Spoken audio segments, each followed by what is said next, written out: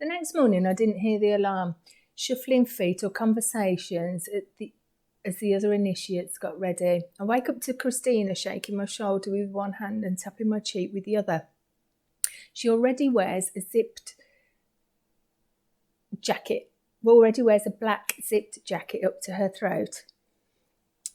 If she has bruises from yesterday's fight, her skin makes them look difficult to see. Come on, she says, up and at 'em. I dreamt that Peter tied me to a chair and asked me if I was divergent. I answered no, and he punched me until I said yes. I woke up with wet cheeks. I mean to say something, but all I can do is groan. My body aches so badly it hurts to breathe. It doesn't help that last night's bout of crying made my eyes swell. Christina offers me her hand. The clock says 8 o'clock. We're supposed to be at the tracks by 8:15. I'll run and get us some breakfast. You just get ready. Looks like you might take a while, she says. I grunt, trying not to bend at the waist. I fumble in the drawer under my bed for a clean shirt. Luckily, Peter isn't here to see me struggle. Once Christina leaves, the dormitory is empty. I unbutton my shirt and stare at my bare side, which is patched with bruises. For a second, the colours mesmerise me. Bright green, deep blue and brown. I change as fast as I can and I let my hair hang loose because I can't lift my arms to tie it back. I look at my reflection in a small mirror on the back wall and I see a stranger. She's blonde like me, with a narrow face like mine. But that's where our similarities stop. I do not have a black eye and a split lip and a bruised jaw. I'm not as pale as a sheet. She can't possibly be me, though she moves when I move. By the time Christina comes back, a muffin in each hand, I'm sitting on the edge of my bed staring at my untied shoes. I'll have to bend over to tie them. It will really hurt when I bend over. But Christina just passes me a muffin and crouches in front of me and ties my shoes. Gratitude surges in my chest, warm and with a little ache. Maybe there's some abnegation in everyone, even if they don't know it. Well, in everyone but Peter. Thank you, I say. Well, we would never get there on time if you had to tie them yourself, she says. Come on, you can eat and walk at the same time, right? We walk fast towards the pit. The muffin is banana flavoured with walnuts. My mother baked bread like this once to give to the factionless, but I never got to try it.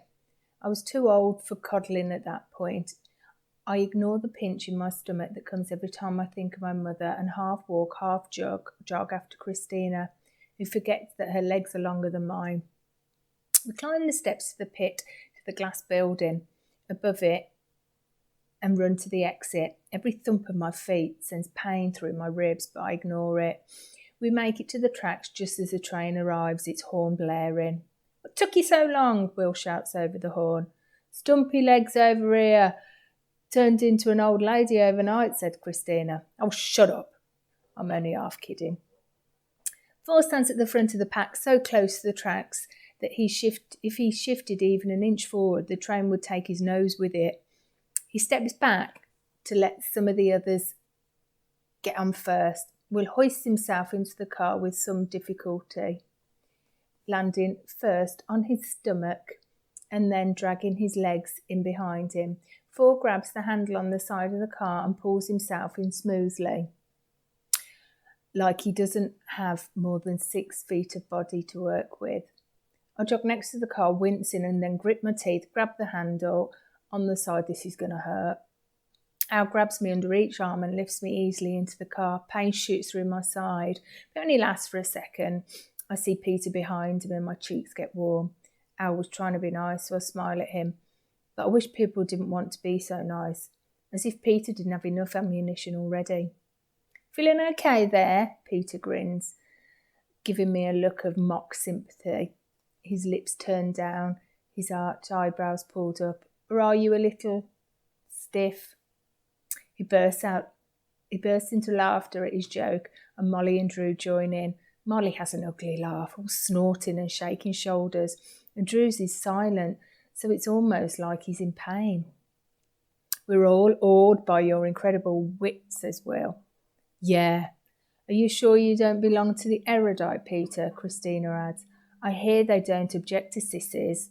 4, standing in the hallway, speaks before Peter can retort. Am I going to have to listen to your bickering all the way to the fence? Everyone gets quiet and 4 turns back to the car's opening. He holds the handles on either side, his arms stretching wide, and leans forward so his body is mostly outside the car, though his feet stayed planted inside. The wind presses his shirt to his chest. I try to look past him at what we're passing, a sea of crumbling abandoned buildings that get smaller as we go. Every few seconds, though, my eyes shift back to 4. I don't know what I expect to see or what I want to see, if anything, but I do it without thinking. I ask Christina, what do you think is out there? I nod to the doorway. I mean, beyond the fence, she shrugs. A bunch of farms, I guess. Yeah, but I mean past the farms. What are we guarding from the city? She wiggles her fingers at me. Monsters. I roll my eyes. We didn't even have guards near the fence until 5 years ago, says Will. Don't you remember when Dauntless police used to patrol the factionless sector? Yeah, I say. I also remember that my father was one of the people who voted to get the Dauntless out of the factionless section of the city. He said the poor didn't need policing, they needed help, and we could give it to them. But I'd rather not mention that now, or here. It's one of the many things erudite gives as evidence of abnegation's incompetence. Oh, right, he says. I bet you saw them all the time. Why'd you say that? I ask, a little too sharply. I don't want to be associated too closely with the factionless. Because you had to pass the factionless sector to get to the school, right? What did you do? Memorise the map of the city for fun, says Christina. Yeah, says Will. Didn't you? The train's brakes squeal, and we all lurch forward as the car slows. I'm grateful for the movement. It makes standing easier. The dilapidated buildings are gone, replaced by yellow fields and train tracks. The train stops under an awning. I lower myself to the grass, holding the handle to keep me steady. In front of me is a chain-linked fence with barbed wire strung along the top. When I walk forward, I notice that it continues farther than I can see. Perpendicular to the horizon, past the fence is a cluster of trees, most of them dead, some green. Milling around on the other side of the fence are dauntless guards carrying guns. Follow me, says 4. I close to Christina. I don't want to admit it, not even to myself, but I feel calmer when I hear her. If Peter tries to taunt me, she will defend me. I silently scold myself for being such a coward. Peter's insults shouldn't bother me, and I should focus on getting better at combat. Not on how badly I did yesterday, and I should be willing, if not able, to defend myself instead of relying on other people to do it for me. 4 leads us towards the gate, which is as wide as the house and opens up to the cracked road that leads to the city. When I came here with my family as a child, we rode in a bus along the road and beyond to an amenities farm where we spent the day picking tomatoes and sweating through our shirts. Another pinch in my stomach. If you don't rank in the top 5 at the end of initiation, you'll probably end up here, says 4, as he reaches the gate. Once you are a fence guard, there is some potential for advancement, but not much. You may be able to go on patrols beyond amenity farms, but... Patrols for what purpose, says Will. 4 lifts her shoulder. I suppose you'll discover that if you find yourselves amongst them. As I was saying, for the most part, those who guard the fence when they are young continue to guard the fence. If it comforts you, some of them insist that it isn't as bad as it seems. Yeah, at least we won't be driving buses or cleaning up other people's messes like the factionless, Christina whispers in my ear. What rank were you? Peter asks 4. I don't expect 4 to answer, but he looks levelly at Peter and says, I was first. And you chose to do this? Peter's eyes wide and round and dark green. They would look innocent to me if I didn't know what a terrible person he is. Why didn't you get a government job? I didn't want one, 4 said flatly. I remember that he said on the first day about working in the control room where the Dauntless monitors the city's security. It's difficult for me to imagine him there, surrounded by computers. To me, he belongs in the training room. We learned about faction jobs in school. The Dauntless have limited options. We can guard the fence or work for the security of our city. We can work in the Dauntless compound, drawing tattoos or making weapons or even fighting each other for entertainment. Or we can work for the Dauntless leader. That sounds like my best option. The only problem is that my rank is terrible and I might be factionless by the end of stage 1.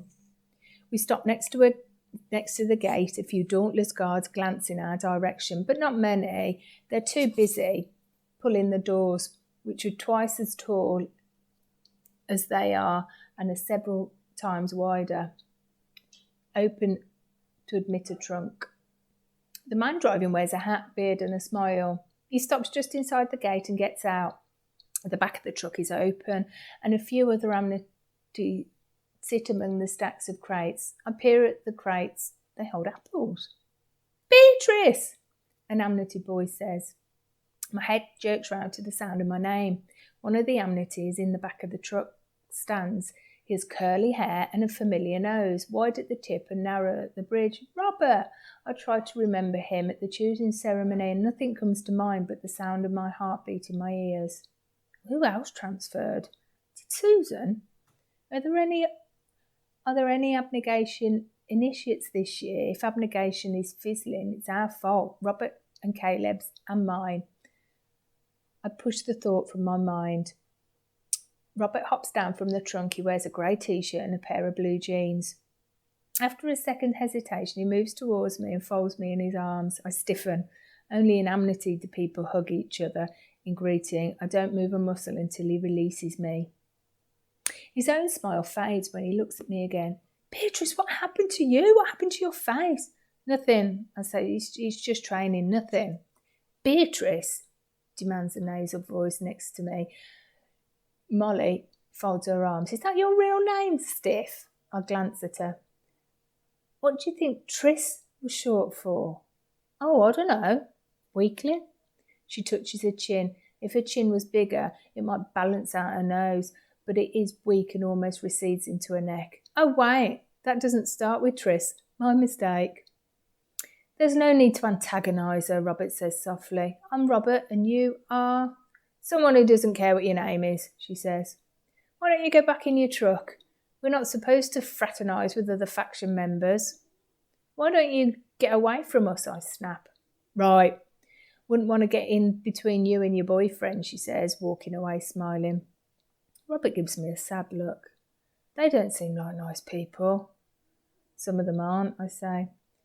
You could go home, you know. I'm sure abnegation would make an exception for you. What makes you think I want to go home, I ask, my cheeks hot. You think I can't handle this or something? It's not that, he shakes his head. It's not that you can't, it's that you shouldn't have to. You should be happy. This is what I chose. This is it. I look over Robert's shoulder. The dauntless guards seem to have finished examining the truck. The bearded men get back into the driver's seat and close the door behind him. Besides, Robert, the goal of my life isn't just to be happy. Wouldn't it be easier if it was, though, he says. Before I could answer, he touches my shoulder and turns back towards his truck. A girl in the back has a banjo on her lap. She starts to strum it as Robert hoists himself inside and the truck starts forward, carrying the banjo sounds and her warbling voice away from us. Robert waves at me, and again I see another possible life in my mind's eye. I see myself in the back of the truck singing with a girl, though I've never sung before, laughing when I'm off key, climbing trees to pick the apples, always peaceful, always safe. The dauntless guards close the gate and lock it behind them. The lock is on the outside. I bite my lip. Why would they lock the gate from the outside and not the inside? It almost seems like they don't want to keep something out. They want to keep us in. I push the thought out of my head. That makes no sense. 4 steps away from the fence where he was talking to a female Dauntless guard with a gun balanced on her shoulder a moment before. I'm worried that you have the knack for making unwise decisions, he says, when he's a foot away from me. I cross my arms. It was a 2-minute conversation. I don't think a similar time frame makes it any less unwise.